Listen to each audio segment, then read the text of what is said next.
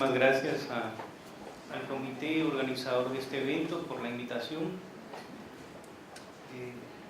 Es sumamente riquísimo estar acá y compartir un poco con ustedes la experiencia que en Guatemala hemos tenido en relación al tema de la justicia transicional o la posguerra, como lo quieran llamar, que en Guatemala pues fue por 36 años.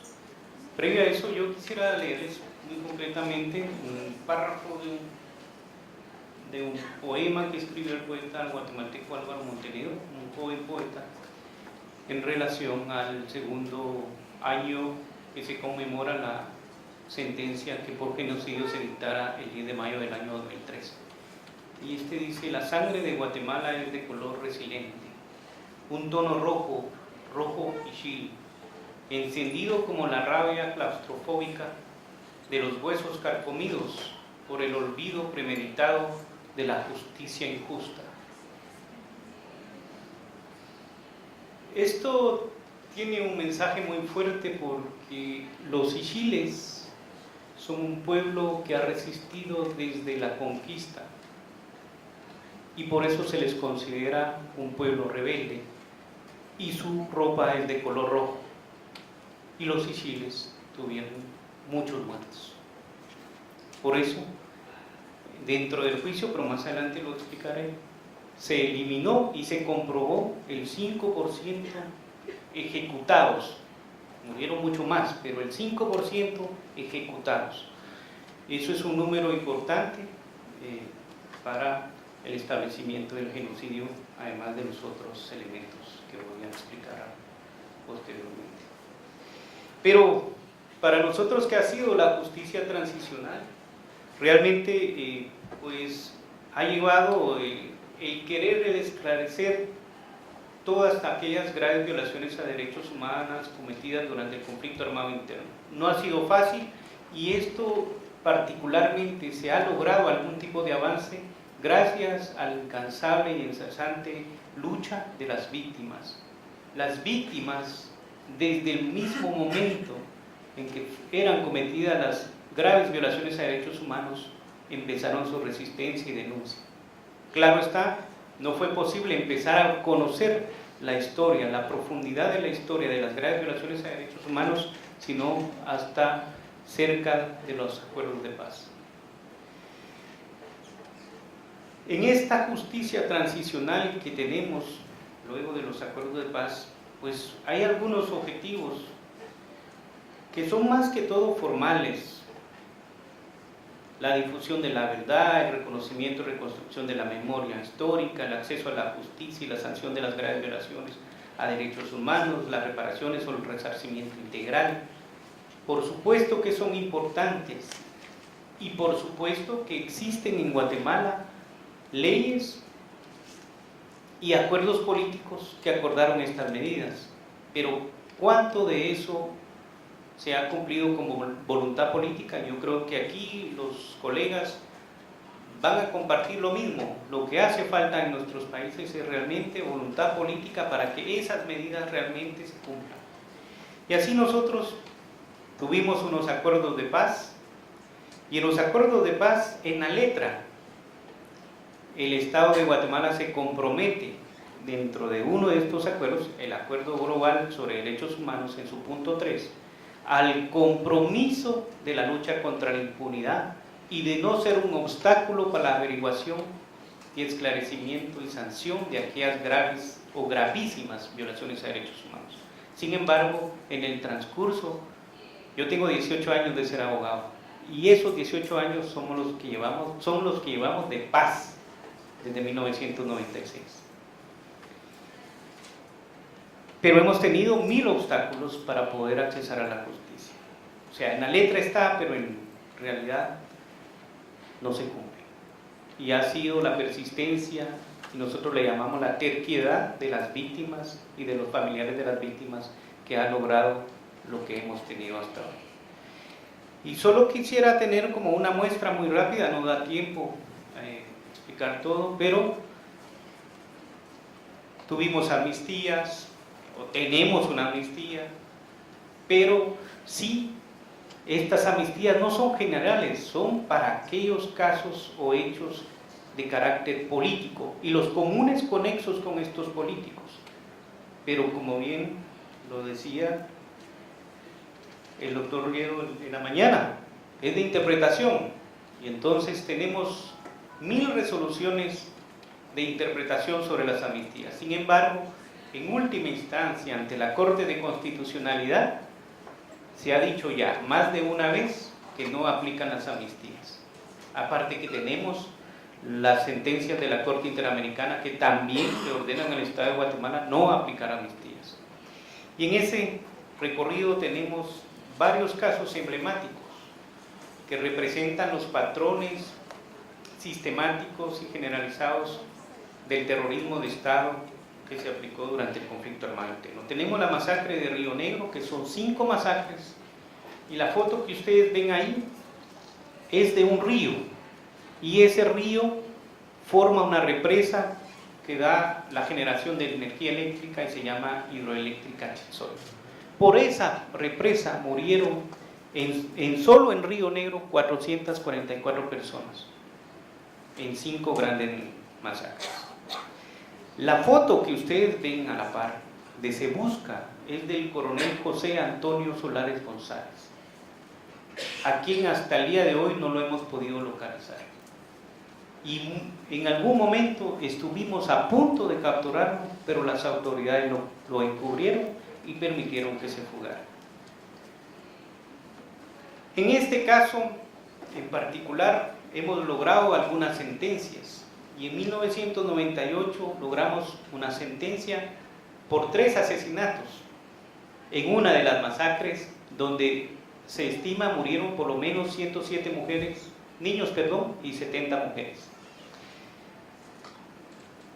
Pero los criterios de nuestros jueces era que como no pudimos identificar a los no menos de 143 osamentas que se lograron rescatar, solo se podía condenar por 3 asesinatos. Ese juicio se repitió en 1999, redujeron a 2 asesinatos. Al final era una sentencia y se estaba esclareciendo la verdad histórica de lo sucedido en Río Negro. En 2008 tuvimos otro juicio contra 6 responsables más, y ahí el número de víctimas creció a 27, porque nos preocupamos un poquito más a querer identificar a más víctimas. El hecho de que la persona que ustedes vieron, a José Antonio Solares González, no fuera aprendido, pero encima de eso el Estado de Guatemala le seguía pagando su pensión, y hoy día todavía se la sigue pagando como militar jubilado, llevamos el caso al Sistema Interamericano de Derechos Humanos. Y finalmente la Corte, el 4 de septiembre del 2012, dictó una sentencia en contra del Estado de Guatemala, que hasta hoy no se ha cumplido en lo mínimo, ni siquiera el pedido de perdón. Si esto fuera poco, en este caso en particular, aparte de Río Negro, hay 33 comunidades más afectadas por la construcción de la hidroeléctrica Chixol. Y a raíz de esto, iniciamos en 2004 una negociación para las reparaciones de los daños y perjuicios ocasionados. Nos ha llevado más de 10 años lograr finalmente llegar a un acuerdo donde el Estado de Guatemala tendrá que pagar a estas comunidades algo así como $150 millones. Otro caso emblemático es la masacre de las 2 R's. Este hecho se dio entre el 6 y el 8 de diciembre de 1982. Se inició más o menos la denuncia en julio de 1996 y la investigación fuerte de ese proceso se dio entre el 96 y el año 2000. Yo sé que posiblemente en Latinoamérica habrá algunos arrepentidos que hablan. En Guatemala no hay arrepentidos que hablan, pero hay arrepentidos que hacen negociaciones por conveniencia, y este caso es el ejemplo. Entonces tenemos 2 perpetradores que eran de las fuerzas élites de Caimiles. Esta masacre fue ejecutada por la fuerza élite del ejército de Guatemala, y estos dos colaboraron profundamente para la investigación. Sin embargo, en el año 2000 apareció la defensa de los militares y planteó la aplicación de la amnistía. La amnistía, que hoy día se llama Ley de Reconciliación Nacional, establece que se puede aplicar únicamente para delitos políticos que están taxativamente enumerados y comunes conexos con estos que también están taxativamente enumerados. Y en su artículo 8 esta ley excluye todos aquellos delitos o crímenes que tengan que ver con desaparición forzada, tortura, genocidio y todos los hechos que sean imprescriptibles de conformidad con los tratados y convenios internacionales en materia de derechos humanos, por lo cual no es aplicable. Pero, insisto, como se dijo en la mañana, la interpretación, pues este caso llegó hasta la Corte de Constitucionalidad, la que ordenó el procedimiento.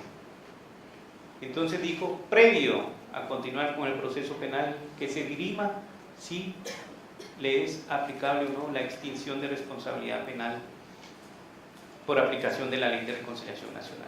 Eso nos llevó hasta el año 2009. Estuve 9 años en un trámite, 9 años.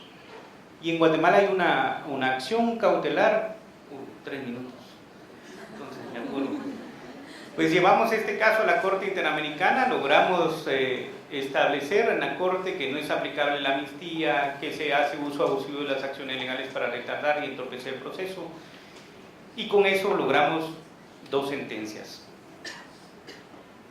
Plan de Sánchez es otra masacre igual, emblemática, y logramos una sentencia. Todas estas sentencias tienen condenas de miles de años, y los profesores de Derecho me criticarán, pero es no dejar en forma invisible a cada una de las víctimas. Estas masacres son masacres de más de 200 personas, y por cada una de ellas debe de haber una sanción. Tenemos las desapariciones forzadas, y esto es muy importante. Nosotros logramos en este caso en particular que la Corte de Constitucionalidad por fin dejara claro que siendo un hecho de naturaleza permanente, un crimen de naturaleza permanente, no importa cuándo inició la acción, sino más bien importa cuando se conoce el paradero de la víctima. Y durante todo ese tiempo, el dominio del hecho lo tiene el autor, que es el que conoce el paradero de la víctima, y por lo tanto se puede aplicar aun y cuando se haya legislado posteriormente. Acabamos de concluir el juicio por la quema de la Embajada de España, que es un hecho vergonzoso para cualquier Estado, no solamente porque usó la fuerza brutal quemando 37 personas dentro de la embajada, sino porque además se utilizaron métodos sanguinarios. No voy a profundizar. Y finalmente llego al caso de genocidio. Es un caso emblemático que tiene 103 testigos que hablan de muertes, lesiones, desplazamientos forzados, traslados de niños, mujeres violadas como en forma sistemática. Tenemos más de 70 peritajes militar, histórico-social, histórico-antropológico, de racismo, estadístico, desplazamiento forzado. Con todo eso, pero además de más de 960 documentos y prueba audiovisual, logramos que el 10 de mayo se dictara una sentencia de carácter condenatorio. Lamentablemente, y como pasa en muchos de los países latinoamericanos, en Guatemala, un país pequeño, una finca para unas cuantas familias, estas familias obligaron a la Corte de Constitucionalidad a que en forma fraudulenta anulara la sentencia 10 días más tarde.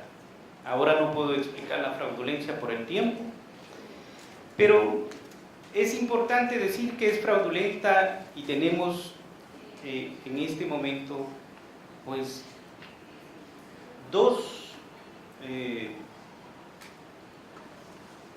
2 votos razonados o disidentes sobre esta sentencia. Yo no quiero terminar, ya sé que me queda ningún minuto, pero es imposible hablar de toda la experiencia en tan poco tiempo, pero yo les quiero leer. Nosotros tenemos una comisión de la verdad también, promovida por Naciones Unidas, y que provino 2 minutos, voy a pedir solo para explicar esto. Y nuestra comisión de la verdad tiene 12 tomos, y cada uno de esos tomos en la portada de atrás de cada tomo tiene la siguiente leyenda. Dice: me duele mucho cargarlos, es como cargar la muerte, no voy a enterrarlos todavía, si quiero que descansar yo también, pero todavía no puedo, son la prueba de mi declaración, no voy a enterrarlos todavía, quiero un papel que diga: a mí, lo mataron y no tenía delito, que era inocente, entonces vamos a descansar. Este es un extracto de una declaración de un testigo. No se conoce el nombre porque era una de las reglas de la Comisión de la Verdad, que declaró ante la Comisión de la Verdad. Hoy Guatemala le puede decir a este testigo, no el gobierno, sino los mismos sobrevivientes y familiares le pueden decir: puede descansar en paz. Tenemos una sentencia por genocidio que fue anulada en forma fraudulenta, y que hoy el mayor responsable de estas graves violaciones a derechos humanos se escuda a través de las estrategias de hacerse el enfermo y ya incapaz mental para enfrentar un juicio. Hoy se acobarda a enfrentar la justicia cuando antes era valiente en contra de los indefensos. Muchas gracias.